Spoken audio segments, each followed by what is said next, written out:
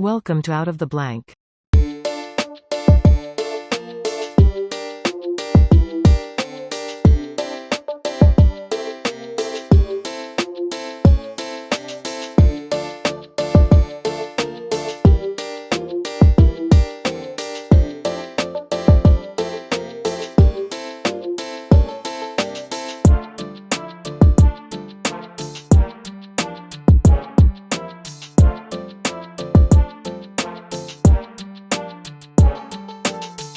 Welcome to another episode of Out of the Blank podcast. David, it's a pleasure to have you on the show, man. Would you like to introduce yourself to everyone out there listening?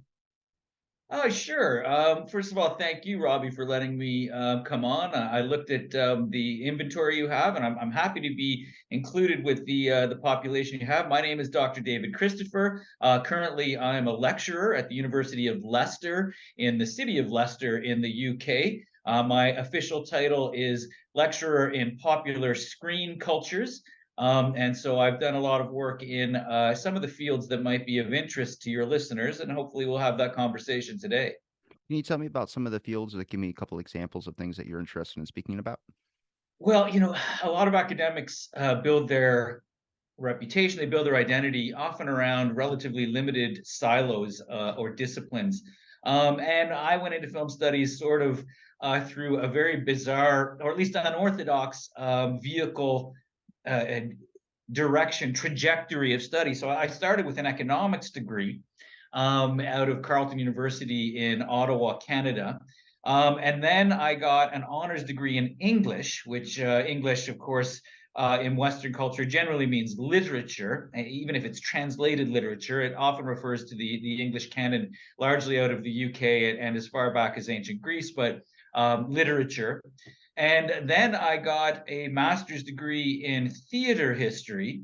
And then I got a master's degree in film studies. And then I got my doctoral degree in cultural studies of media and film. So just my historical trajectory of education has brought me through a wide range of different perspectives on cinema. I've worked on apocalypse cinema significantly from traditional cultural studies, and I've introduced anarchist theory into the analysis of film, sci-fi more broadly. I've done some work on theater and its collisions with film, Shakespeare in particular, dystopia cinema, certainly giant monster cinema, which participates with the apocalypse cinema, a lot of work on Star Wars as it happens, and significant work on Canadian cinema are amongst the fields I would foreground, I think, that I might consider myself able to contribute to a conversation to. I would ask about anarchy cinema first, and then at some point we're gonna have to talk about Star Wars because I have a buddy that'll be listening to this. Like, you got to talk about Star Wars right off the back. But anarchy cinema, like, where exactly? Like, what do you mean? Can you give me a couple examples of anarchy cinema? Well, first of all, I have to delineate categories here. So there's what might be understood as anarchist cinema, and then there is, of course, anarchist philosophy and anarchist theory as a vehicle of interpreting, as a context for understanding film. Just the way, for example, the Birmingham School and before that the Frankfurt School significantly applied Marxist theory to understanding all film in many ways, or all art in general, but certainly film. And so you could take a Hollywood blockbuster, which has nothing to do, which would not be identified as a Marxist film in any significant way. And yet you could use Marxism to analyze it. So there's two categories here. You take a film, for example, like Parasite, or other work by that director, like Train, what is it, Snowpiercer, or a movie like In Time. These are clearly movies about class disparity and the alienation that they engender. And so they might be considered Marxist films, except that they generally tend to be resolved happily, which would not be a Marxist film from that perspective. And so in the same vein, I need to be clear. So I can talk about anarchist cinema, but that's actually not really what I have done. I've used anarchist theory in conjunction with apocalypse theory to look at films, but there is really great work. So Richard Porton has a text called Film and the Anarchist Imagination, And James Newton has a text called The Anarchist Cinema, building on Alan Lovell's much earlier 20th century work called Anarchist Cinema. And they examine films that they posit as anarchist. Now, some of these films have been made by openly identifying anarchists. Other of these films have been pigeonholed, or they have been qualified as anarchist films. So if you take one of the most famous examples is Louis Buñuel's and Salvador Dali's Un Chien Andalou. And just reference to the Andalusian population has anarchist resonances, and it's been identified as an anarchist film. And when I did a course at the University of Victoria called Anarchist Cinema, I actually screened Buñuel's Exterminating Angel, which again was traditionally considered sort of a Marxist thing. The bougie crowd are basically of their own psychology. They get trapped inside a dinner party and as resources, and they can't leave, but there's no reason they can't leave. They just, for some reason, sort of a Twilight Zone-y reason, they're unable to leave, and they eventually start tearing each other apart. And I use this as an example to compare, for example, Marxist cinema. And then you've got movies like Hour of the Furnaces by Solanas and Gattino, which are generally considered to be a third cinema or radical socialist cinema coming out of South America. It's anarchist in its own right. You've got some movies that are about anarchism, or at least about the behavior of anarchists. Is Snowpiercer really an anarchist film? Snowpiercer? No, I would say it's not. Okay, because I'm about to I say, would say because when it comes to Snowpiercer is a class, Marxist film. I'm about to say when I watch class like films like that really depict class, and that kind of gets chopped into the whole conspiracy film where people start eating bug bars and things of that sort. But when I see films like that, and I've seen a couple of them that kind of have this display that kind of show class. I think there's even a new dinner film movie out where it's like the rich that end up eating the poor at some point. Yeah, with The guy from uh, Glass Onion, or no, Ray no, no, Fiennes. I'm spacing It's on that Ray one. Then. Fiennes, isn't it? I don't know the guy's name. I It's think it's it's Ray brand new. It's in Fiennes. theaters right now. Yeah, I think it's Ray Fiennes. Yeah, I'm pretty sure it's Ray Fiennes. There's always been that kind of culture of like there's always the high class or the rich that get everything, and then the poor end up having to sacrifice something. I think those are just seem like normal films. I mean, would you depict those would fall under like a Marxist category? Well, I mean, from the perspective of Marx's most significant contributions to theory, which is delineating class disparity. If you take Marx's corpus as a whole, it would be very difficult not to find a film that doesn't resonate with some of his observations. I think that perhaps his most important contributions to theory have to do with taxonomizing or articulating the mechanics of capitalist culture. Now that's global. It's certainly 20th and 21st century, and it's definitely the technological environment out of which all cinema emerges. And so, yeah, I mean, if you take you could take any film and find a tenet, but certainly a film that is foregrounding class disparity would be probably considered Marxist from the perspective of that's one of his most important contributions to theory. But on the same time, he argued that these mechanics of things like commodity fetishism and reification of the consumer system or the market system being normalized would eventually collapse into class consciousness, where the working class would realize their exploitation, and then they would, in some sort of conflicted revolution, rise up. And so I think that there was an underestimation on Marx's part of just how powerful these things would be. Capitalism has proven very protean. Commodity fetishism has proven very psychologically powerful. Certainly, it's globally normalized now. And rather than devolving into sort of a dialectic class factionalized conflict of this nebulous working class against this nebulous bourgeois class, which is just not really how society is organized, he predicted that this would eventually lead to revolution. Whereas we see in these class movies, like, for example, In Time, a great film, fun to watch. I loved it. The techno fetishism and the makeup fetishism about nobody aging beyond 25 years old. All of the the eugenics involved in it that it's critiquing.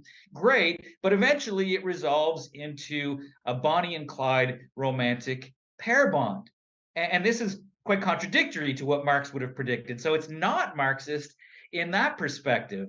Same with a movie like Blade Runner, where you have the autonomized working class set in direct opposition to the very decadent corporate class, and you have the repressive state apparatus of the Blade Runner working in between them. And again, how is it resolved? At the end, one of the members of this working class, the Rachel android, is again, it collapses into a romantic pair bond where they simply escape the suffocating city into their romance. And so we get a lot of this. Typically, these dystopic films, they're classist, so they're Marxist in that they're foreground, not classist, they're classificatory. And so they're Marxist in that regard, but the way that they resolve them might not be Marxist. So, I wouldn't say every film is Marxist. There's I a would lot of say that, evidence to support it. I mean, look at Ready Player One as a good example. I mean, they had the bad CEO corporate guy trying to find the three keys to rule the whole thing and make it his own and then sell it and advertise. That's a real thing, though. Like, I watched that movie not super long ago, but maybe 5 or 6 months ago, and kind of watching it because, VR is starting to become a part of our daily life for a lot of people. There's people, Metaverse, I think, was big at some point. And it seems like it died off a little bit. But when watching Ready Player One, I mean, they're putting ad blockers in everybody's face and marketing. I'm like, well, that's exactly how it would be. And then there's just one hero, and the hero happens to be a kid that just wants to make it free for everybody, no purchases or paywalls and all these things. And that's entering more of the digital age where you have kids now that are spending more time on their digital devices. Because that's a great way to connect with friends, especially if you don't have a car, if you don't have a bike, if you don't have any of these types of things. It's easy for them.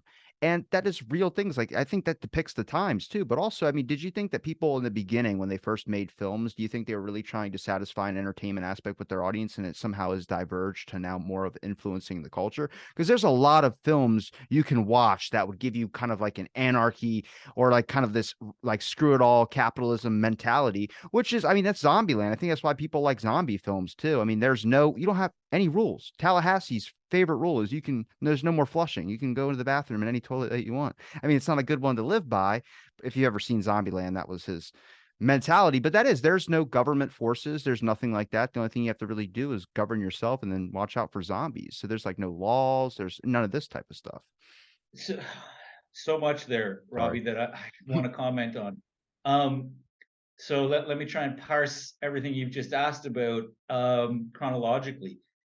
So first of all, this idea of intentionality, did these early filmmakers, first of all, the earliest filmmakers were not necessarily trying to make entertainment from the perspective of narrative. So Hollywood has normalized film as narrative entertainment, when in its earliest manifestations, it was a technological phenomenon. You've got a guy named Gunning, who wrote a text called The Cinema of Attractions. And he was talking about how early cinema, for its technological innovation, its mere spectacle of the moving picture, it was associated significantly with like vaudeville. So it was part of an ensemble show. You'd have some dancing, maybe you'd have a person doing the ventriloquism, then you'd have a bit of film, and then you'd have, so the spectacle was not the narrative per se, it was the technology of the moving picture in and of itself. And the obvious example here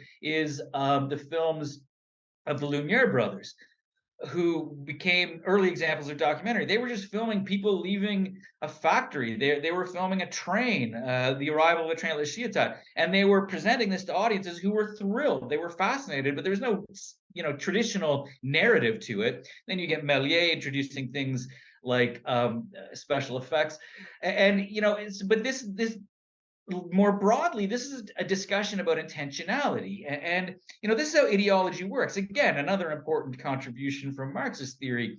One of my mentors, Dr. Leanne McClarty from the University of Victoria, she said to me, this question of intentionality is almost irrelevant if you understand the mechanics of ideology and normativity and cultivation. She always said to me, don't trust the artist. Don't trust the artist. Trust the art.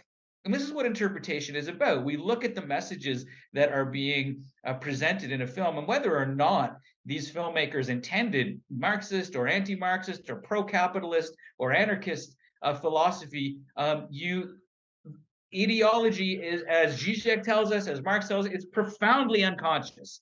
And so there's another theorist named Green who said it would be astonishing not to see representations of unconscious ideology in cinema from that perspective. So that's one. Now, in terms of anarchists in film, you're right. They have generally been. Porton makes this argument. They've generally been cliched. He calls them the bomb throwing beardy weirdy. And they're always misguided, even from a so not just from a pro-capitalist perspective, but even from a Marxist perspective, anarchism has been sort of turned into a pariah, which is unfortunate because there's a lot of merit to anarchism in sort of revealing the shortcomings of Marxism. Marxism tends to be what Lyotard would call a grand narrative, all-encompassing, whereas anarchism, sort of suggests that there's more nuance to the social fabric here. Maybe there's not just two major classes. A person can transcend these classes. A person can be a working class on one scale. For example, university lecturers tend to only have their labor to sell. That would make us working class by Marx's definition. And yet on some level, we have social capital and cultural capital. And so anarchism tends to foreground the more nuanced conflicts in society that go beyond the economic determinism of just we're all being exploited. And another problem is this cliche, which in this movie, Ready Player One, what a great example. What a postmodern acceleration of the cliche of the evil corporate guy. This is not new. The movie Tron did it. You can go all through history. There's always a big evil corporation. But we have to ask, when you've got an institution like, for example, Hollywood, which is perhaps a paradigm example of the evil corporation. What can we glean from a film that makes a bad guy out of the corporate leader coming from these huge corporations? And what we have to look at is the nuances here. And this is what anarchism would say. The simple evil corporate leader, that just doesn't exist in humanity. Elon Musk doesn't get up in the morning and sort of, with his mustachio and his plutocratic top hat, how am I going to exploit the working man? He thinks he's a good guy. He thinks he's doing good things. People, I don't think, get out of their bed evil. They just do evil things. That's humanity. And so to just turn the working class into heroes and the capitalist class or the corporate class into villains, it's too easy. It doesn't speak to any solution for society. It's just hedonistic narrative. It works in the way that Noam Chomsky would suggest it's a distraction. So rather than have us actually thinking about the social politics that we might want to engender some change within, we're just being distracted. We're being fed commodity in order to critique commodity. Movie like what's this one with Jim Carrey? The Truman Show is a great example of this. And so again, I think we need to cast a more critical eye. I love this movie, Ready Player One, but again, you take the head of a huge media franchise, which we might call Steven Spielberg. So not the person, but the franchise that is Steven Spielberg. Yeah, we've got a narrative about the corrupt corporation and literally the stacks of working class people in the urban sprawl. Coming from a guy who's basically feeding us nostalgia for his own blockbuster films. Do you think that like the public would like maybe even notice it if it was like a blanket template? Like we look at like there's always a hero in society and there's always a demon in society. It's always one person. It's never just the whole issue. Like if we talk about Ready Player One, the one bad guy running the corporation, like as soon as he's out of the picture, the corporation's just going to go to a new model or they're going to be good and everything's going to be reversed. It's just that one bad thing that you have to cut off. But it's always that. In every single film, whether it's horror films, there's always one. It's always just one force, one opposing force, and that could be like a group of people. And it makes me kind of like question, like, can we identify a real, like we talk about social problems, or if we talk about like just a problem you can't see, it's not just one person, it's a whole bunch of things. but we're only good with a mentality of one, I feel like. And I've just started to kind of notice that a lot. Like, even if it, you said some scandal happened today, someone would want to know who was behind that scandal. I'm like, it's the whole system. The whole thing is messed up. You just gotta talk about it all. Like, I talk about this with the intelligence agencies, digging through the past and then kind of looking through like a lot of the history that we know about the intelligence agencies. People go, well, which one out of the intelligence agency? Is it the director? Is it it's the whole thing. The whole system has been running like this for a long time. You get stuck in an echo chamber. You don't know you're doing bad anymore. So then everyone needs to be kind of talked to, but people can't see that. They just want the one opposing force. I mean, that's even like that with our superhero movies. The newest Thor, Love and Thunder, they had the one bad guy, then they had Thor on the opposite end. It could be a team of good guys, but there has to be one opposing force that is the guy that's antagonizing or getting everybody, riled up throughout the whole entire movie until he's defeated at the end. And it's like, what about like, I've never seen really a movie that has given like an overall force that you can't see unless we talk about like Bird Box. I don't know what that was. There's still an opposing force, but you just couldn't see it. And then you just saw Sandra Bullock blindfolded the whole movie, which was okay, I guess. But there is that. I mean, would you agree in saying that? If I'm wrong, correct me. That's fine. No, I think you're absolutely right, and I think it's a valuable observation. First of all, one of the questions you posed at the beginning: can people see this? Yes, this notion of the third person effect, it's called in media studies, where we know that advertising is BS, to be quite honest. We know that it's feeding us that, if you buy this blender for your kitchen, life will be happy for everybody in your family. It's normalizing family life. It's normalizing pair bonds. All sorts. And I don't think people are fooled by it. I think, so from a Baudrillardian perspective, so this is Jean Baudrillard now. Some misinterpretations suggest Baudrillard was saying people can't tell the difference between media and reality. And that might be closer to the truth today, now that we're literally swimming socially in our media, as opposed to it being sort of a social manifestation outside of reality. But I don't think he even intended to mean people can't tell the difference. The message I take away is that people don't care. People don't care. But I don't think anyone is fooled. I think when you're young, you want to believe in some of the idealism and altruism and utopianism of these films. That's, I think, an ideological problem. But you're absolutely right. So, reducing. So this is a typical narrative MacGuffin. You can go through history and look at stories and mythology from pretty much any culture, and broadly, what I know that the hero's journey, the hero with 1,000 faces, has been criticized for being really Western centric, and maybe it is. But you can look at narratives coming from largely any culture, and you're right. They are reduced to a or a group of heroes and a or a group of villains. But this doesn't mean I think that people are fooled into reducing the world's problems. There's always a large amount of social problems that are displaced and narrowed and into a container. And often this container does have an ideological function. We're being told in the Truman Show, for example, to be afraid of reality television, but not to be afraid of media at large, just to be afraid of reality television. And so it's narrowing, it's focusing our attention. It's that old agenda setting adage for media.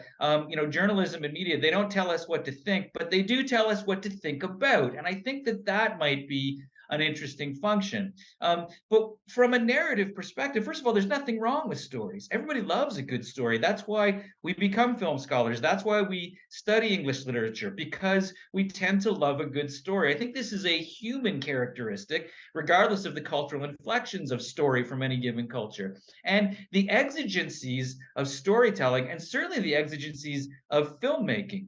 You can't pack reality into a 2-hour representation. And so you end up getting stereotypes and you end up getting reductions where one corporate guy is the representation for all corporate evil. And it's reductive, and that is problematic. But I don't think people are fooled. I just think they don't care. They want these stories. We hunger for these stories, and it becomes an old debate in media studies between the sort of subversive ideological function that media has in normalizing social relations, which might not be beneficial for everybody, at the same time that it does serve a social function. There's nothing wrong with people being entertained. One argument is that entertainment is a distraction, taking us away from genuine political concerns. And the other argument is that humans love entertainment. And so, is this really a bad thing? If I love my job, for example, if I don't feel alienated in my job, and I go home at the end of the day and I want to watch a movie with my partner, is that such an evil thing?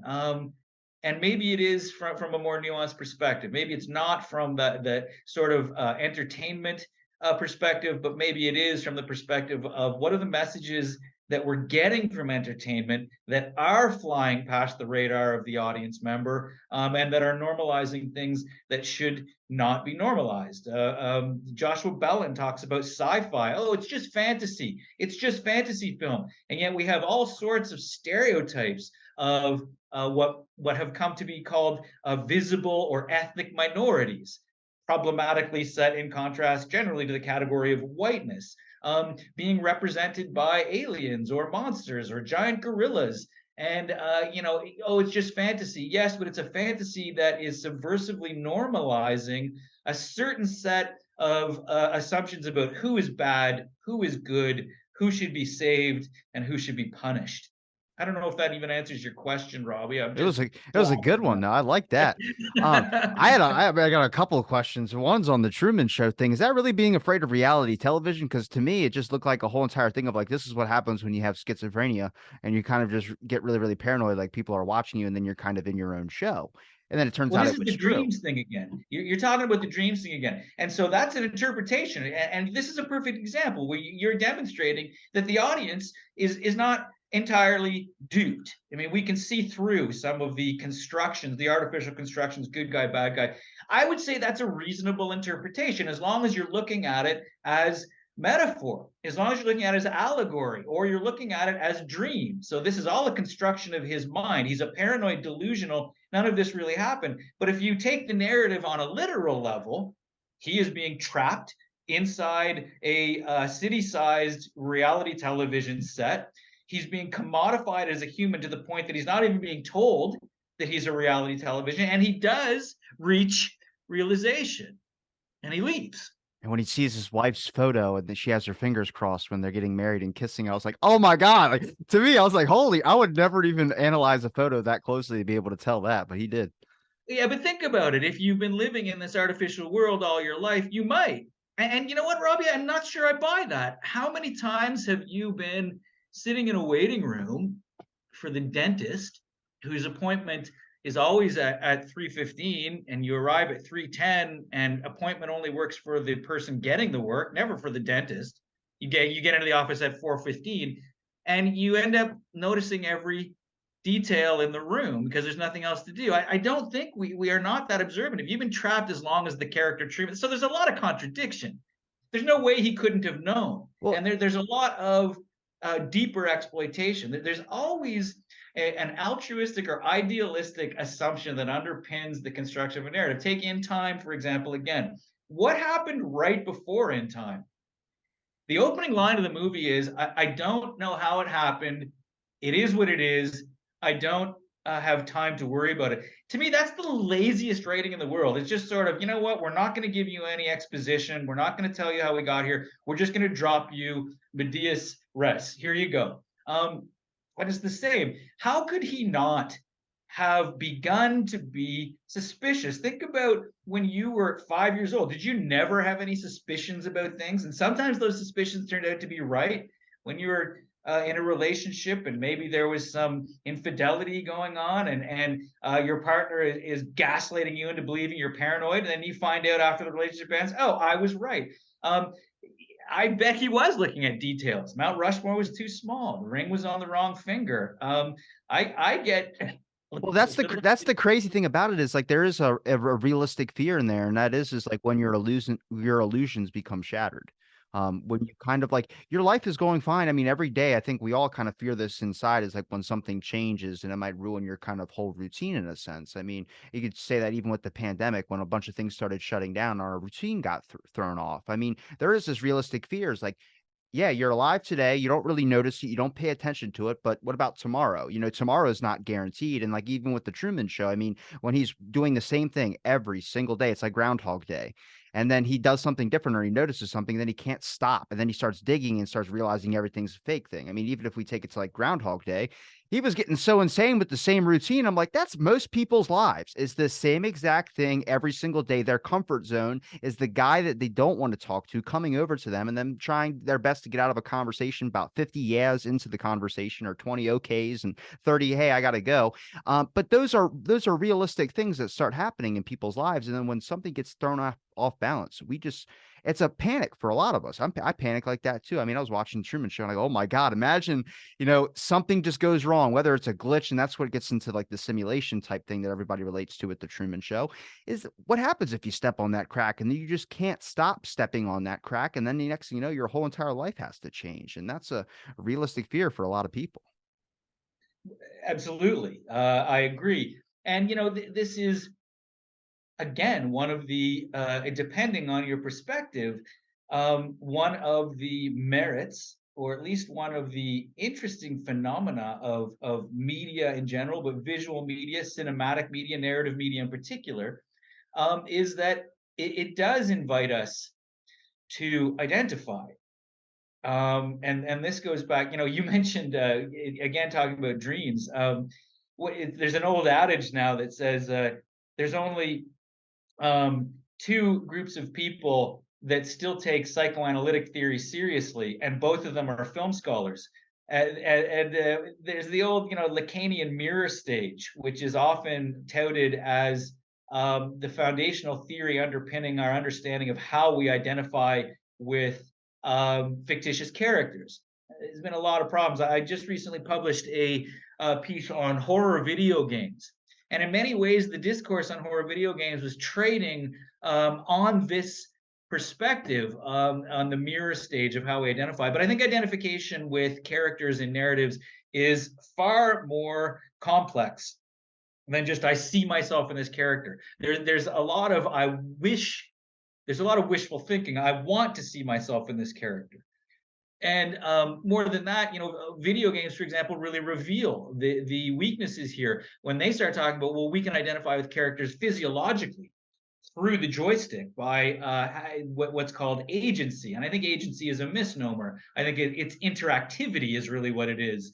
But this idea of identification is complex, and it's one of the joys, it's one of the pleasures of cinema. Whether it's a cinematic narrative in a video game or a cinematic narrative in its more traditional form, just unfolding as you're a passive receiver of it in a movie theater or on your television at home. But again, these identifications can also be very problematic in that they can be highly normative, and they can be exclusionary. Who is being excluded? There's a great essay, again, another foundational film studies essay by Laura Mulvey from the 1970s, and she problematically talks about how classical Hollywood cinema is basically invites exclusively the white heterosexual male to identify with the active hero, and for somebody who identifies as cisgendered female, the only characters for them to truly identify with are passive female characters who are always in the service of the male hero's narrative. Now, this is problematized in a number of ways. My now 13-year-old daughter has been enchanted of these Marvel films, as many young people are today, and not the ones that a theory like Mulvey's would insist she should be. So Captain America, or no, Captain Marvel, because that was female, or Wakanda because Wakanda was it was made ethnic in a certain way in its presentation and its reception, and there's a lot of female heroes, or in this Black Widow character, but those aren't her favorite characters. Her favorite characters are Iron Man and Spider-Man. I mean, in the names of these characters is the word man.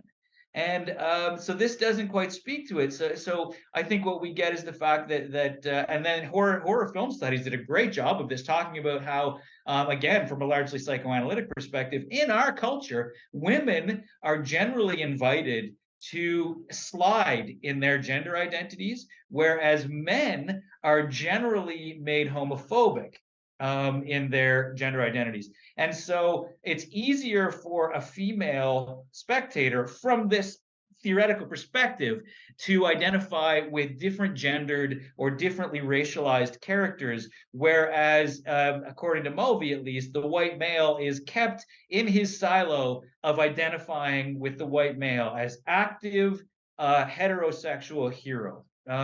And so both levels, the joy of identifying with characters, the joy of transportation. Why do we cry when we watch a movie? Well, it's not because, as Christian Metz would say, because we have lost sight of the fact that it's fiction. I don't think this movie is real, but it's because we have dropped the censor to the point of allowing ourselves to be drawn into it. And this is what's called transportation. And if we can emotionally respond empathetically to characters that we know are fictitious based on melodramatic music or our sympathies with the narrative, then I think we need to cast a very critical eye on how powerful these narratives can be in telling us what should be normal, coming from huge corporate powers. And that's too much power, in my opinion, and we need to be wary of it. But I don't think everyone's fooled by it. When I started recently kind of learning about like the gender and all that type of stuff involved into films, and I kind of started to pay attention more to it when I rewatch a film now. I found I find that I not really soak up the information of just watching the film anymore. I'm kind of over analyzing it to the point where like when I get done with it, I have a whole list of things that they obviously did that they could obviously either change, or things that they implemented that could be good or could be bad. But then I don't really remember if I was actually paying attention to the film or not. You know what I mean? Like I used to go into films. I used to just before all I learned about like the gender representation and all these type of things. I used to just go to a film and just if I liked it, I liked it. If I didn't, I didn't. I mean, I like most films. I like Green Lantern, and everyone, even Ryan Reynolds, hates that film, and he starred in it. But when I started kind of paying attention to it, I noticed that I did start to kind of notice like the whole gender normalization thing of like, you put a gender role specifically, like usually the main character happens to be a white guy, but he's like either a billionaire or, he's isolated, he's got a lot of problems or something like that. But it is like, what happens if I'm not like, obviously I'm white, but imagine someone who's watching this who wants to be Batman. I mean, does he only get to be Batman when Batman puts the suit on? And it was kind of like this question of like, how do we get people to identify? And then we have the Immortals that came out, and there was a whole bunch of people that were all different races and things. And that's great because then now you have a bunch of people and you're giving bigger open to star cast and everything like that. But it's just interesting because I never thought to even look at that in a film before. And I'm sure probably in a whole different perspective for another person that might not be, me or just a different race or something like that, was probably thinking all the time, when are they going to make a certain character this or certain character that, so they could identify more with that. I mean, that's to me, that's like you don't really understand the cultural impact of the film until you really kind of analyze it from that aspect of things too. Those are great observations, Robbie. I agree with all of that. Again, I do Bella, just want to Joshua. watch someone get their head crushed, though. That's all I want to see. And Doctor Strange too. It's the only reason I like that movie was when Black Bolt's head exploded. Was like that's one of those. I got up in the theater and I literally said like the F word, and then everyone around me was like looked at me. I was like, I've never done that in a film in my entire 25 years. So just I'm That's sitting back down. inappropriate spectatorship in Western culture, but there's places in the world where that, a Rocky Horror Picture Show, you'd be expected to do that. You should watch Cronenberg's, not Dead Ringers, Scanners. There's a great head explosion scene, one of the first ones. And I think that, again, so Joshua Bellin talks about this contradiction, this tension between being aware of perhaps some of the socially alienating ideological effects that cinema might have, and loving these films. He talks about the deeply embedded racism in the original 1933 King Kong, which is his favorite film. And he talks about, being aware of my position in a society doesn't mean I have to self-loathe. But I can see what's problematic about a representation at the same time that I'm able to appreciate it for entertainment. I'm a huge Star Wars fan, and yet I remember I was giving a lecture again at UVic on the cultural implications of the Star Wars franchise. A student comes up to me afterwards, and I have a big Vader tattoo down my arm. I mean, I'm unabashed. And the student comes up to me afterwards and approaches me and says, "Wow, Dr. Christopher, you really hate Star Wars, don't you?" And my response was measured. I said to this student, I said, let's just say I have a lot invested. And I couldn't help but think about what Joshua Bellum was saying. And one of my own mentors, a guy named Mitch Perry, who's probably one of the best film studies university instructors on the planet, he's so inspiring. He told me at the beginning of my career as a film studies student, he said, "You'll know you've become a real film scholar when you start to hate movies." And he was being hyperbolic, of course.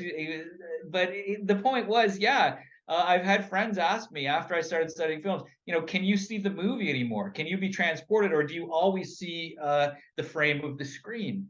And I don't think these are mutually exclusive. This is not a binary. You can do both. But yeah, I tend to watch a movie, and sometimes I'm fully transported. I'm not thinking about it, and other times, for even the same movie, I'm thinking more critically about the cultural representations, what's right and wrong. And I don't think this takes away from my enjoyment of the film. I think that this enhances my enjoyment of the film. So I can have this hedonistic pleasure of just being transported. And maybe it appeals to me more because I'm a middle aged white man, sorry.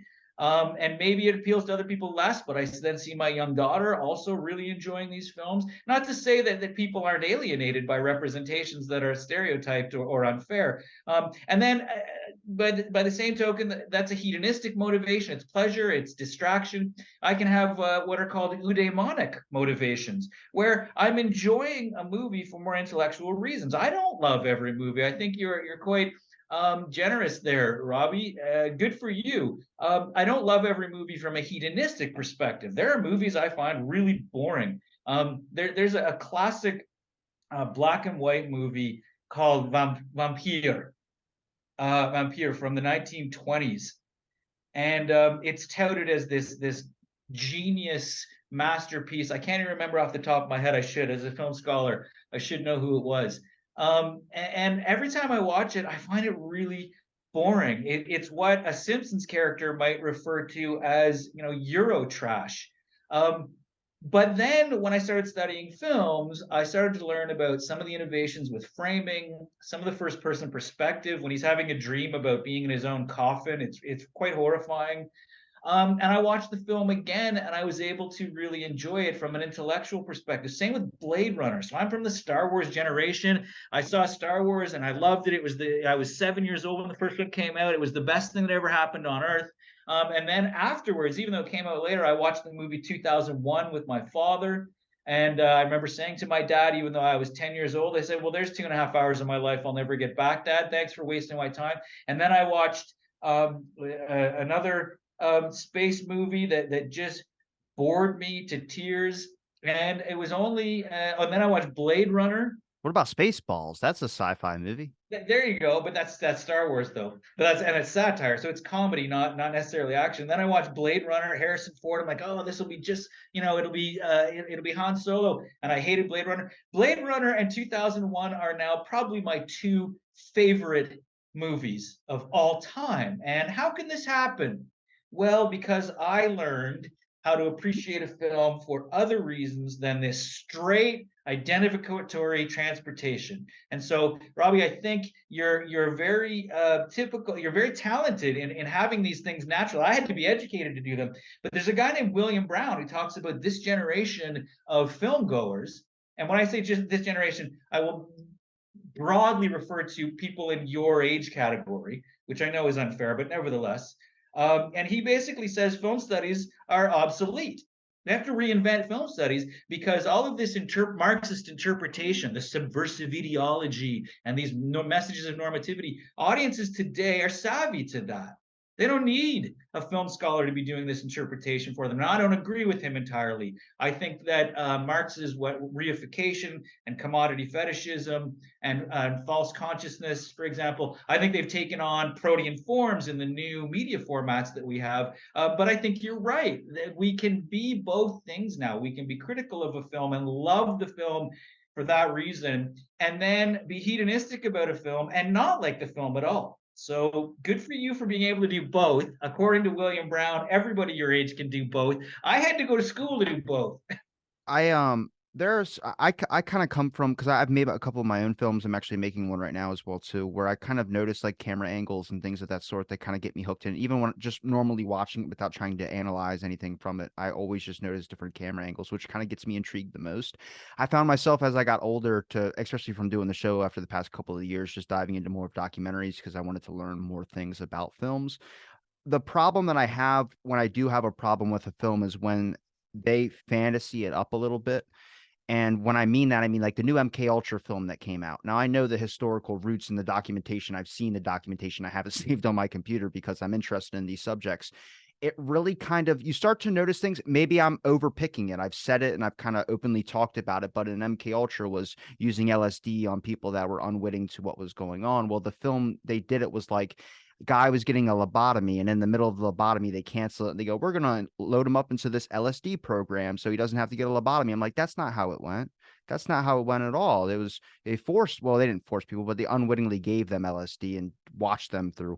It's a whole other thing, but they kind of turned it into more of like a lighter version. And then you could take the same thing with the Fred Hampton assassination. I've spoken to his lawyer, who's represented his family, who's dug into the research. Jeffrey Haas, amazing guy, and then plenty of other research independent scholars that have looked into his death to see that he was brutally murdered by Chicago police.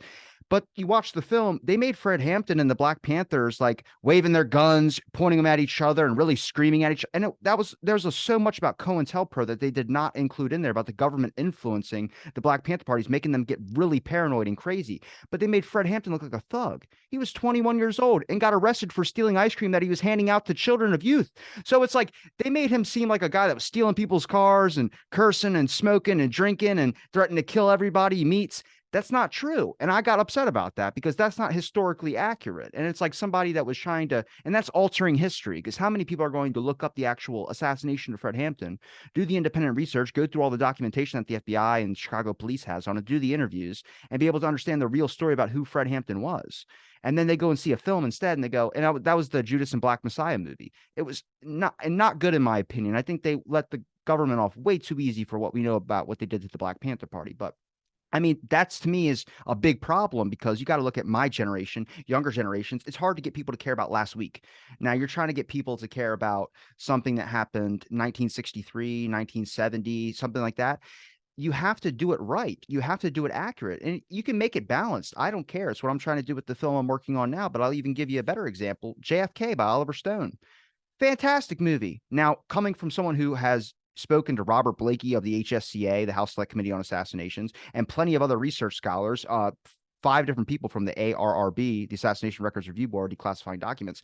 I get upset at the movie when I watch it. I think it's a great film, but you didn't need to fantasy it up because that there's an issue. Now, what's the real historical count of things? There are things that were added in. And I'm not going to, Oliver Stone's a great filmmaker.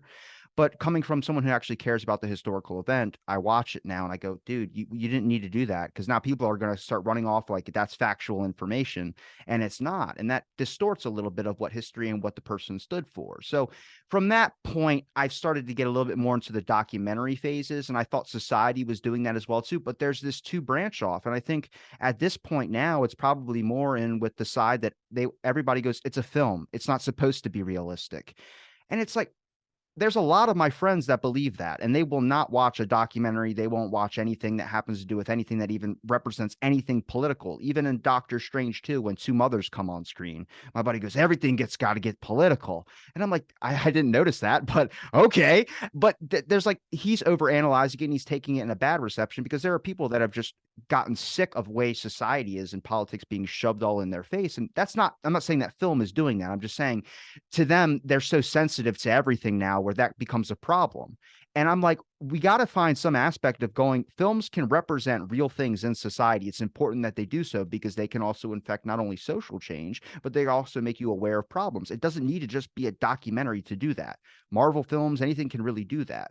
But also, we've now got this group of people that seem to be the majority now, where people go to a film and they don't necessarily want to have any connection to it. They rather it be based in another time period, if it's 200 years in the future, 300 years in the future, or set it back in the past to where it's history. It doesn't even need to be real history. It can be altered a little bit.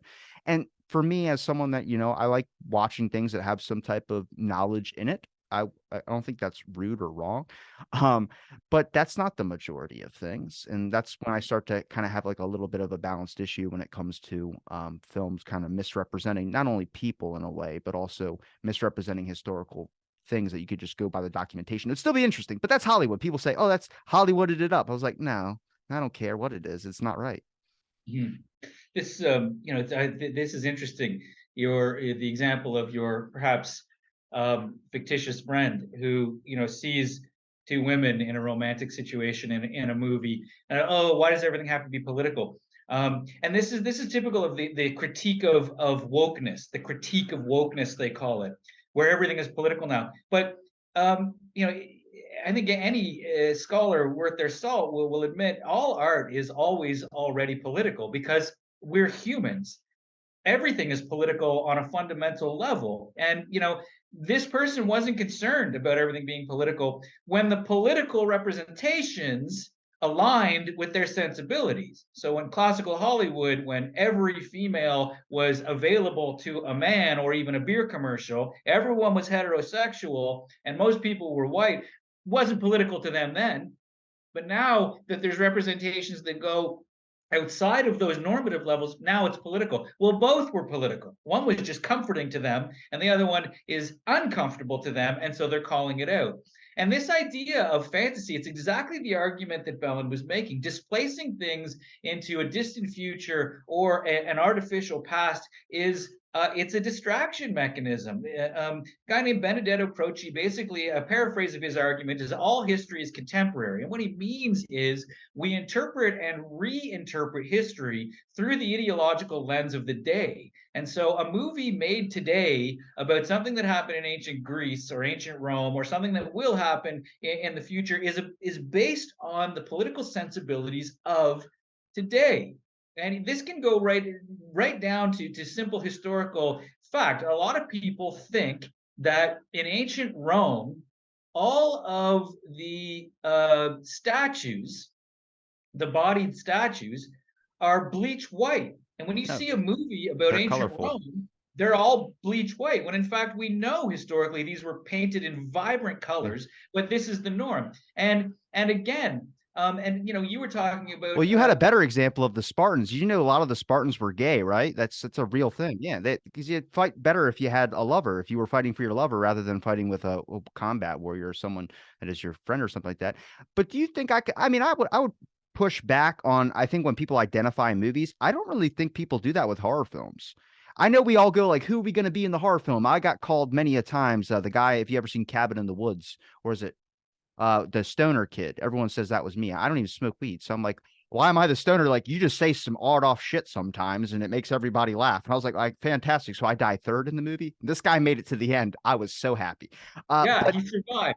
with horror films, I feel like people don't want to identify because it's always going to be bad for somebody. I mean, Final Destination is a great example. I don't usually you pick everyone sits down, they go in a movie, they go, that's going to be me, or that's going to be me, or that's going to be me. Not in Final Destination because everybody's dying. It doesn't even at the ending, they always do something like that. So, I mean, what do you think about identity in horror films when it comes to representation? I think that so there's first of all there's a whole raft of research on identity. I already mentioned some of it. Linda Williams does some. Carol Clover has probably published the paradigmatic essay on that.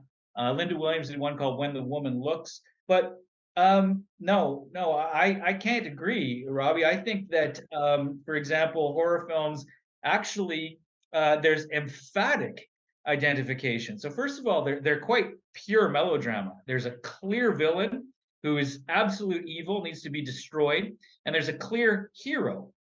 Usually, according to Carol Clover, the cliche is the final girl who is often less sexually active than her friends that got killed off early. This is at least in the slasher cycles. And using the affect of anxiety, so when we think about affect, which is a significant way that movies can impose their messages onto us, we become emotionally involved.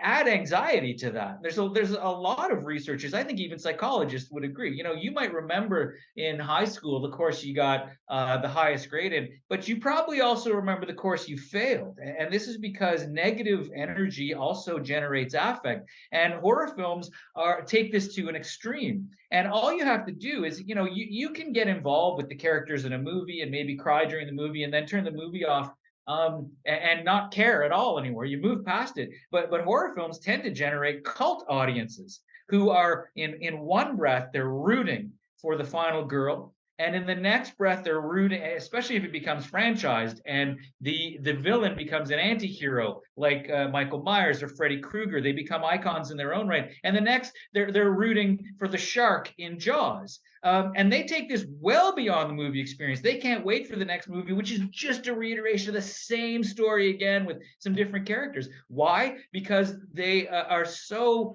maybe hedonistically, but they are so deeply identifying with these characters. Again, it might be some wish fulfillment, but I think the identification is profound. And this is the very problem. Mikita Brotman talks about the way that horror film can be very subversive, either for its normative elements. And by the way, I wrote a whole paper on how Zombieland, how it's the worst realization of the zombie Why? history, because of the fact that it's the most entertaining one ever. And I can talk about that if you want. It's But let because me Woody Harrelson's perfect in that role. His dad was on the grassy knoll. His dad said it. I don't believe it. but this is just it. I think that, and so Mikita Brotman was saying that so the subversive elements that are, for example, subversive to bourgeois happy joy. A lot of the time, this went under the radar. So it can be very conservative in its reproduction of social politics. Generally a virginal girl is the one who survives for that reason. Usually the slasher was some sort of child abused or sexually confused male character. And she makes the argument that it wasn't even considered important. It was the old low art, high art divide. This is irrelevant because it's just trash film. Well, because of that, it was able to sneak a lot of subversive messages and subversive politics into it. And Zombieland, you look at the history of zombie films, generally scholars agree that the zombie, particularly because they're very human, but they're taboo. So it's this Freudian clash of the living and the dead, the upright living. It's the only time we accept cannibalism too, is when it's zombies. Cannibalism, another taboo, just like the incest taboo.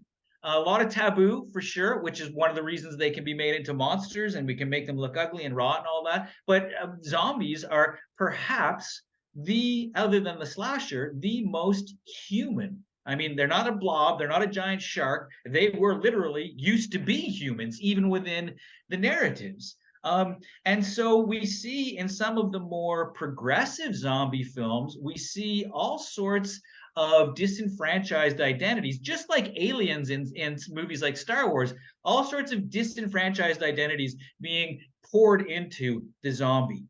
And the zombie films show an anxiety about normative society being attacked by these others, these other identities, and how horrifying that must be. And then you get in the Baroque phase. So when you look at the phases of art, Fauchelin talks about the phases of art. In the Baroque phase, Zombieland is very much the Baroque phase of the rising zeitgeist of zombie narratives, where the guilt of killing a loved one.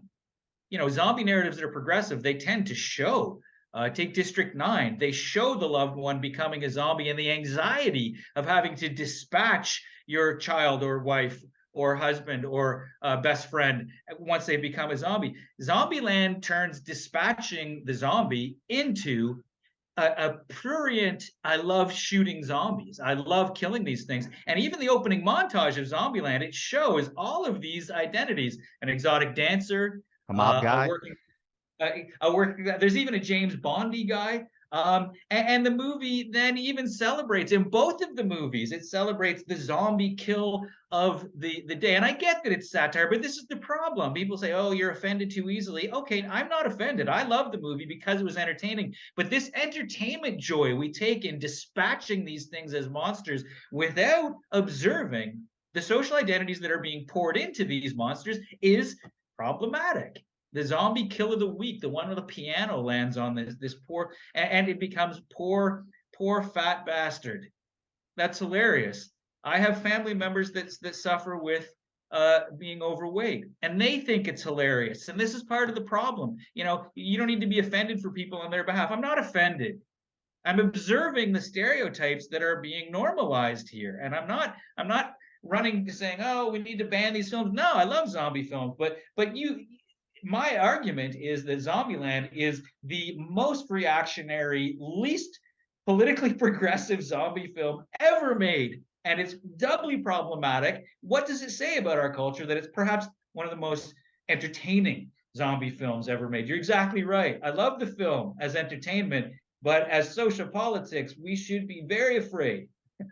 I I've seen recently I saw that one and the second one. I rewatched them. They are really good films, but I kind of took a different approach to it when I did. I made a list of things, and the fat thing was on there. Even when you go to the grocery store, he's looking for a Twinkie, and he says, "Look at this big hoss. Let me take a little bit off the top." And they talk about these guys really let themselves go.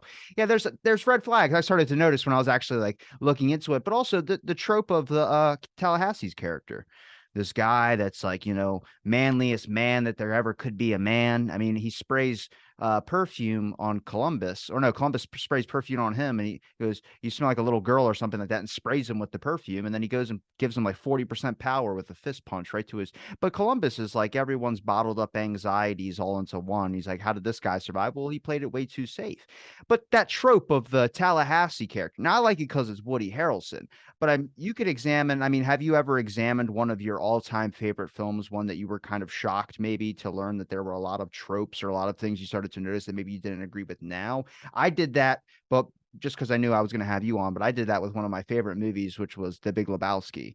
Now, I would give that probably a D minus rating if you were going to talk about progressive or things of these types of sorts that wouldn't go with any of these tropes or these styles of things. Mostly because, I mean, Maul's a feminist. You could say that she paints art naked, but it does exploit her body in a sense, and it kind of tackles more of a different perspective and kind of a usual way they display women in films, which is obviously things I'm noticing now that I'm actually paying attention and looking for them. But also, I mean, Donnie, then there's Walter. He's from Vietnam, and they're making fun of his PTSD and his war type stuff. But it's still my all-time favorite movie. I mean, I have my degrees under the Latter Church Saint of Dudism.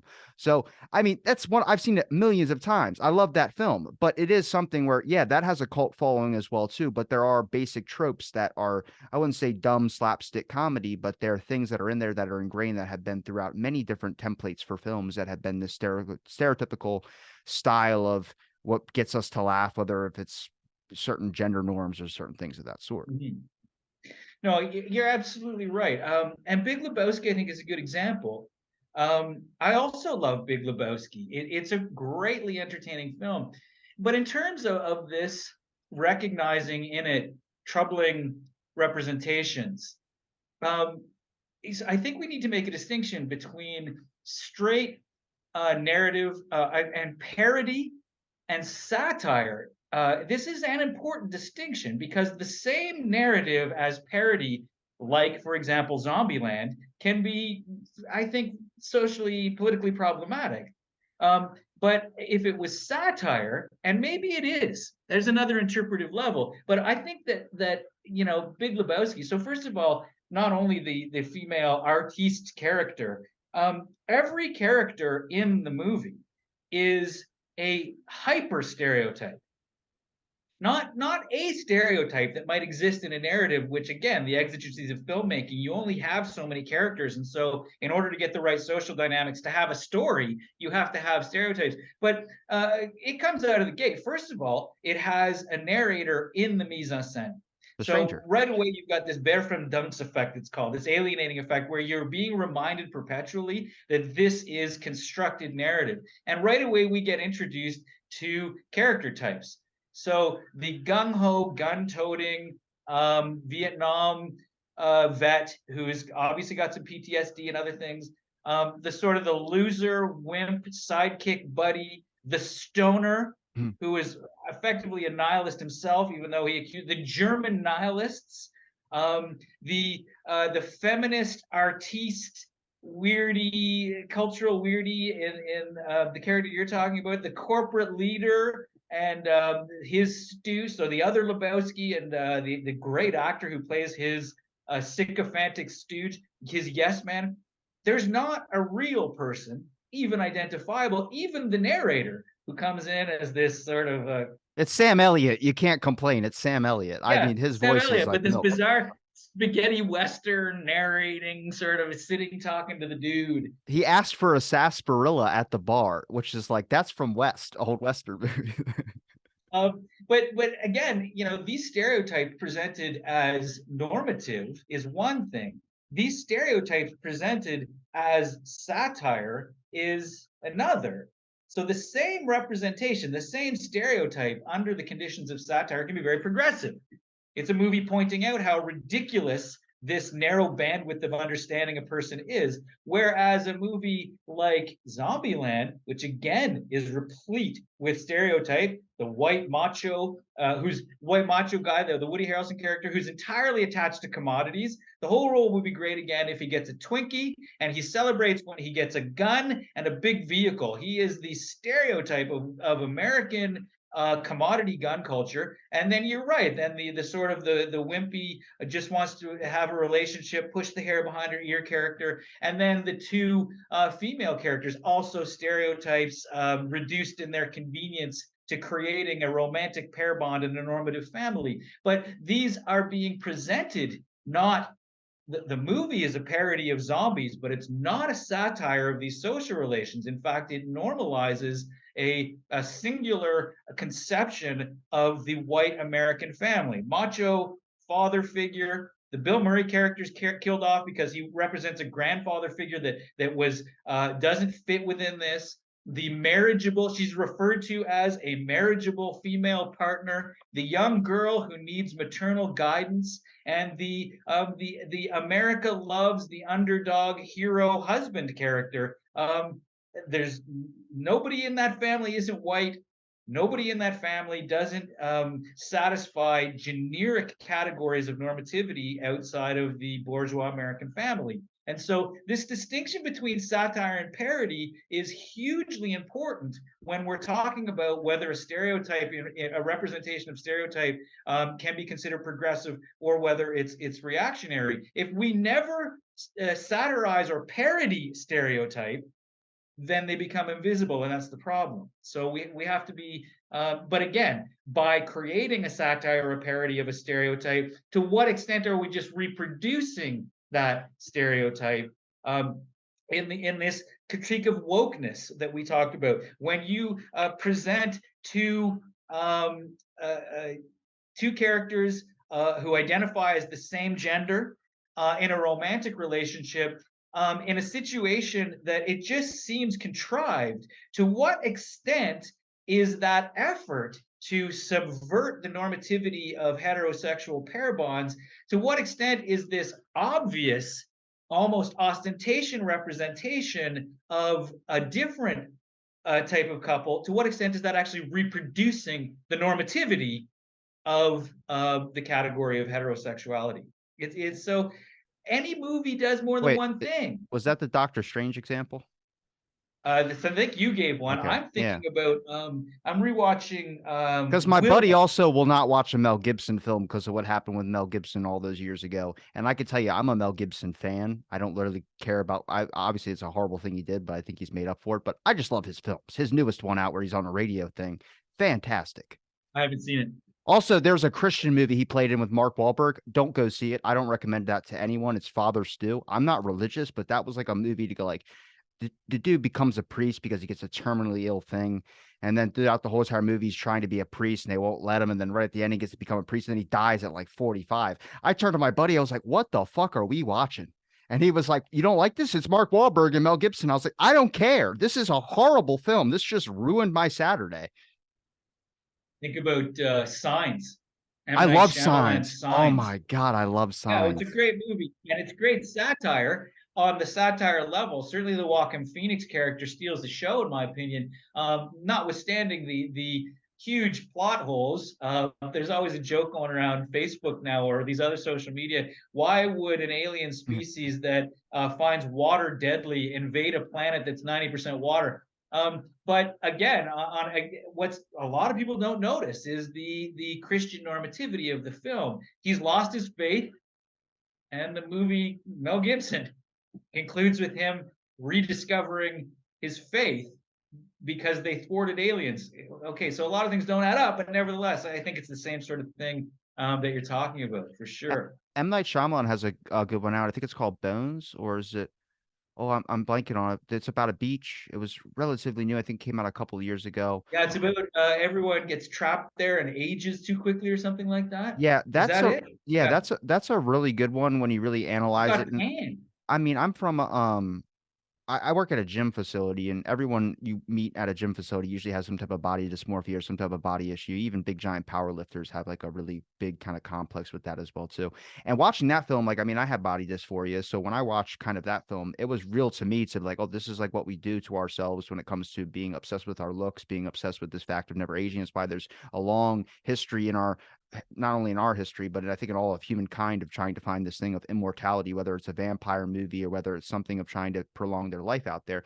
And this film kind of, I mean, represented that. I think I had a bunch of friends that I went to go see it with, and everyone was talking about, oh man, imagine if I was on that beach with my shoulder pain, or I was on that beach with my arthritis in my heel. And then like there's a bunch of those crazy things where like everyone's like, oh my God, like, yeah, we wouldn't probably make it if we're going to put ourselves in these characters. But there was an aspect, I mean, that even showed some not gender things, race things as well, too. The older man that was getting a little bit senile towards the ending, and he pulls a knife out at the black guy that's on the beach because he thinks he stole something. The guy's like, what are you talking about? It was because the guy looked like a rapper. He had all grills and everything in his teeth. I mean, there was a lot of things that movie highlighted when you kind of analyze it down, but the overall moral thing is like, what I would ask you, which would be the takeaway in a film, the overall message that can kind of expel out all these negative things that they kind of put into it as well too. And I think at the ending of that film, I think the moral question of that was the aging thing.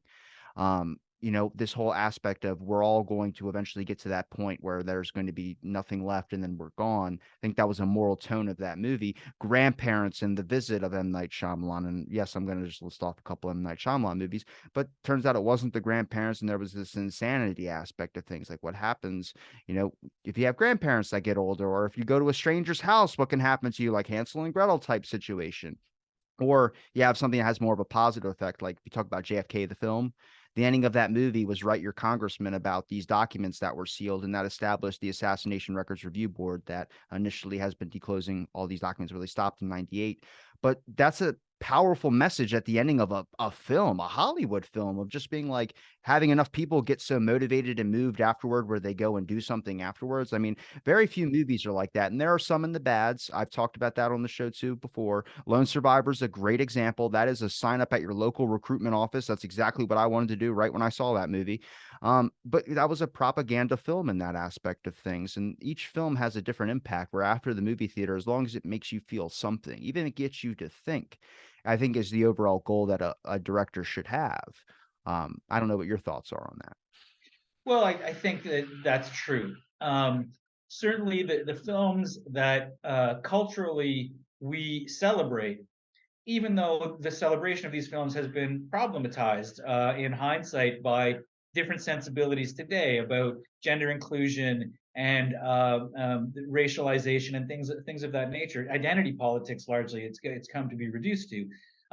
But these films also often have messages. And again, this mentor I talked about, Dr. Leanne McClarty, when I started to be critical of cinema, she said, we need to remember, don't throw out the baby with the bathwater. So you take a movie like, for example, The Birth of a Nation, which was incredibly racist in its depiction. But on a formal level, most cinema scholars agree that it's an important historical document. First of all, because it was so racist, but also because there was all sorts of innovation in filmmaking that occurred within it. And so you have a super racist filmmaker, a super ideological filmmaker, doing things that are important to the narrative of film history. And so, we need to disentangle what's good. You talk about the takeaway of a film. I'm troubled by that because a film any narrative, the reception of it is highly subjective. You can identify a dominant theme, and a person that's not thinking critically about it just for receptive reasons is probably going to be enchanted of that dominant theme. So there's a theorist named Stuart Hall. He's from the Birmingham School, one of the most important cultural theorists probably in the discourse, and he talks about, again, it's a bit limited, but he talks about 3 ways that audiences decode messages on an ideological level. So one of them is the dominant message. So this would be the message that coincides with the normativity and the ideology of society, pro-consumerism, et cetera, things like that. It's the message largely intended by the political interests behind the production of a narrative, whether that be a director or a production company or what. Then the other side of the spectrum is an oppositional decoding. He calls it an oppositional decoding, where we see a movie like Zombieland as absolutely socially alienating. That it's not a feel-good comedy parody of the zombie genre. It's actually a socially alienating narrative of normativity that we should be wary of. That's an oppositional reading. And then in the middle, he talks about a negotiated reading, where bits are taken of the film that sort of align with the dominant reading, and but we might have reinterpretations. We might even rationalize those interpretations that are a little bit more oppositional. And I think the takeaway or the dominant theme aligns with what he would refer to as a dominant read. But I'm not entirely convinced that everybody or even most people necessarily are just duped by the dominant interpretation. I think that you're right. There is such a thing as the obvious message or the generic takeaway, the significant theme. These adjectives of significant, etc., are relevant here. But I think that you can take any film, and it's like economists. That old cliche about economists. You put 4 economists in a room, you're going to get 12 opinions. Well, you put 4 viewers into a movie theater and you're going to get 8 interpretations. It's the same thing. And again, I think people are aware of the takeaway, and I think they either take it or leave it, to be quite honest. You made mention earlier of this idea. I wanted to circle back to this. I know I'm refocusing what we're talking about in the immediate moment, but you had talked about the documentary problem. There's 2 things I wanted to discuss with you, or I wanted to raise.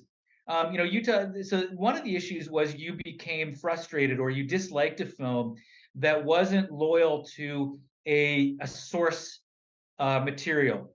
One of them might be the historical record, the documentary historical record. Another one of them might be a literary source. So how loyal was Harry Potter to the original movie, for example, or how loyal was a remake to the original movie, just a movie about a movie. And I think that you tip your hand a little in terms, and that's okay. Everyone's allowed to have their own taste. I certainly do. But you tip your hand a little, and this is a subjective interpretation where for you, what feels good or what is pleasurable in terms of reception is loyalty to a source of the material. But that's only one interpretation. Some people appreciate a film which is nothing like the text, which absolutely subverts the text so that they can compare them. And in terms of the documentary nature, JFK, there's been this is what's called prosthetic memory by I think it's Alison Landsberg who wrote this theory. Anyways, there's been research done that most people at the millennial age or younger, and even at my age, I'm in my early 50s. I know I look great. You can say it. Even at my age, maybe my generation and younger, who most of because we live in a visual culture now, most of their understanding of history is taken from film. And the primary example given is that most people my age or younger, most of what they know about the Vietnam War comes from Platoon, Full Metal Jacket, Forrest Gump, and Rambo. Not one of which has, even though Forrest Gump actually uses documentary footage, it's then redocumented into a narrative framework. And we see this in the morphing of JFK in the movie talking to him. None of this happened.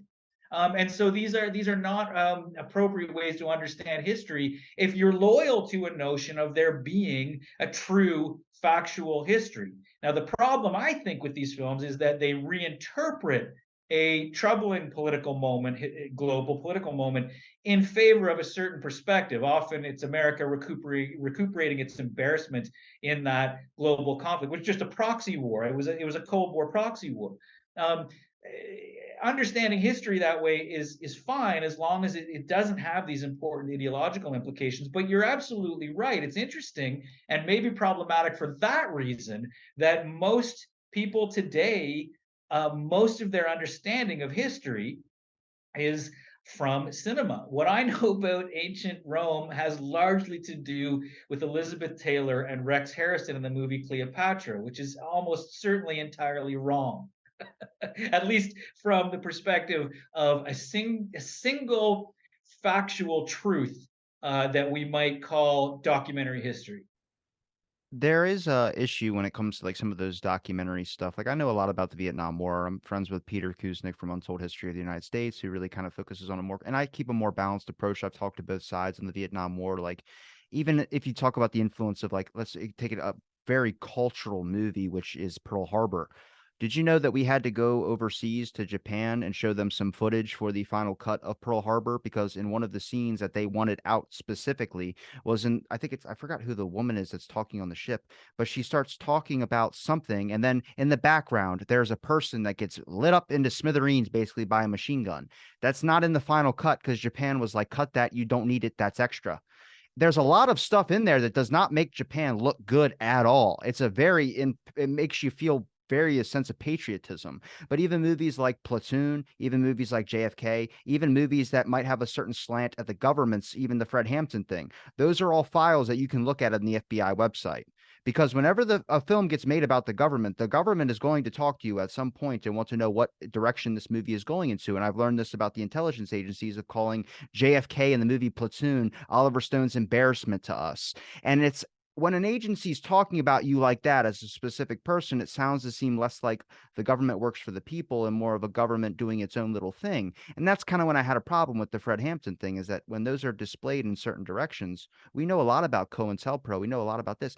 Fred Hampton in that movie, the person who plays him is in his 40s. Fred Hampton was 21 years old. That's a different impact. It doesn't seem like much, but when the guy has full on facial hair and, it looks a lot older and a lot bigger, you start to lose the aspect of what it was a kid. I mean, younger than me, and I'm no big guy, but you lose a message in that, and that's kind of when I Yeah, have a yeah, little no, bit of a you're right. No, problem. I Yeah, agree with that.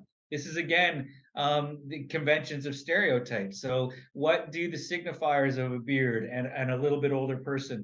What do they rob of the let's in this example call it innocence of the original character, and who's being vilified and who's why? And I think what's really important and what you observed there, Robbie, is the political economy of film.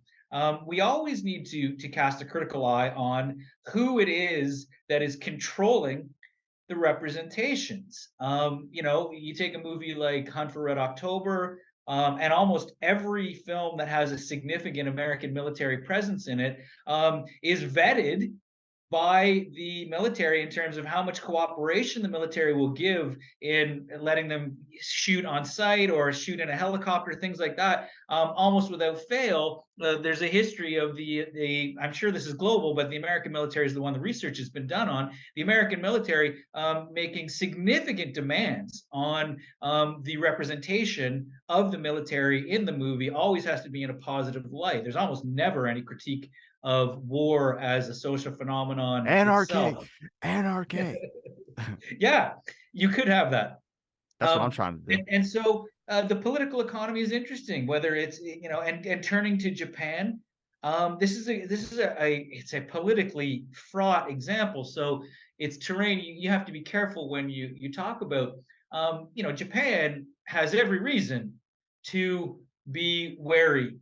Its history, the war crime of the atomic bombs is so profound. It's like the Holocaust that history has become incredibly it's monocular, and that's okay. I'm not saying that there's not merit in that. We do need to be careful with the way we understand history.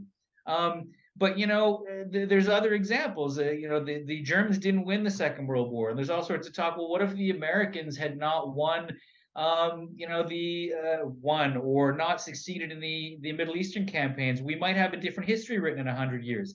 And the importance here, for example, what's overlooked often in these histories. Let's take Pearl Harbor. Japan has every reason to be wary of representations of Japan. And you've got the internment. George Takei has been vocal about misrepresentation in this regard. But Japan was, on some level, complicit with the Germans. Now, if we want to reduce history of the good guys and the bad guys, the Germans were the bad guys. Yeah, but America would be bad too, wouldn't they? Because I mean, America didn't get involved into the Second World War until they had to. I mean, they knew the Holocaust and all Well, that I stuff was don't going on for a while before that, and there's backed up good by guys, bad documentation guys. on that. Problematic categories at best. America's isolationist policy until Pearl Harbor it's a historical fact, again, worth further Nobody's examination. good. That's all you got to say is nobody's good. I get that 100%. But Japan had the atomic bombs dropped. There was the internment. These were crimes committed against Japan and Japanese people living in diaspora, for sure. But Japan was working with the Germans. Traditional military campaigns were not working. You get this stereotype of the kamikaze, and America, as much as it might be considered a war crime, they warned Japan again and again. We've got the bomb.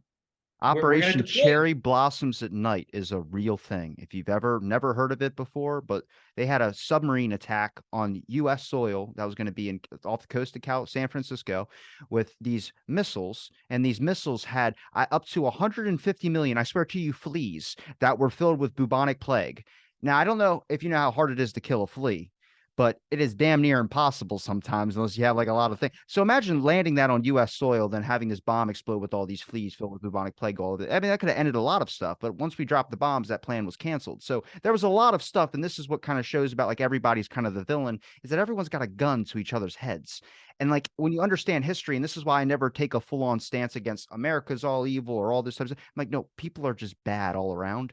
And it's like, how do we find That's very, a that's very balance in it? cynical. It sucks to be like that, but look, I mean, I like the people the benefit of the doubt, but whenever someone starts demonizing one complete side and like USA is the 100% devil, I was like, look, man, everybody's up to their own nefarious stuff, and you can just talk to an independent historian who studies that specific location. I've done that to try and find the balanced approach, and let me tell you, you just get to this point where you're just like, throw your hands up and take your hand through your hair like Kramer from Seinfeld, and just be like, you know what, everyone kind of sucks, man. I hate to say it. It's a bit pessimistic, but and I certainly don't want to go down the rabbit hole of vilifying Japan. That's not what I meant to suggest, or validating America as victim. I certainly don't want to suggest that either, and certainly I don't want to validate American foreign policy, particularly from a military perspective. But my point is that the documentary record is more nuanced, and the representation of good guys and bad guys is always a function of the political economy of whose interests are being defended, whether these are broad ideological interests or whether they're particularly corporate or particularly military interests. And this is always already the case. We can't escape the framing of narratives from this perspective. And again, this in terms of this, your disenchantment with films that maybe are not as documentarily accurate as you would prefer them to be. The fact of the matter is, I think you might be overlooking the very motives. We would be foolish not to understand that the purpose of, for example, a Hollywood film, using Hollywood as a synecdoche for the entire corporate industry of filmmaking that's coming out of largely the United States from that one industry. There's industries, Bollywood, all over the world, China now, but this one is to make money. To make money. And in order to make money, you need to sell to a lot of people, especially with the economics of filmmaking. A $20 million film needs to make $100 million in order to break even. And so you have to present fodder that is largely feel good. People can't be offended by it. And this is the problem. This is the critique of wokeness. And again, so we need to look at who are the puppet masters, who's controlling the representation, and what are the motives. If the motives are to make money, then nobody has any particular interest in your investment in documentary truthfulness. JFK, if it stuck only to the facts, might not have been as fun a movie to watch, and then it wouldn't have made its money back. Same with Forrest Gump. Now, and these movies aren't evil, but I think we do need to recognize that entertainment is an industry, and the profit motive underpins these documentary representations. Even a documentary film is frequently largely biased in favor of one argument and or in favor of a presentation that is going to be more spectacular and entertaining than strictly watching a surveillance video. That's pure documentary. Surveillance video is pure documentary without any editorial, without anything missed, without anything framed. You'd need a wide angle. But there's no such thing, I think, as a documentary, at least not one that's done well, that doesn't openly tout a specific opinion. Whether that opinion has merit or not is not the point. The point is these films have to make money because they're from a capitalist, a capital intensive production environment. This is the great thing about independent films, maybe the film you're making.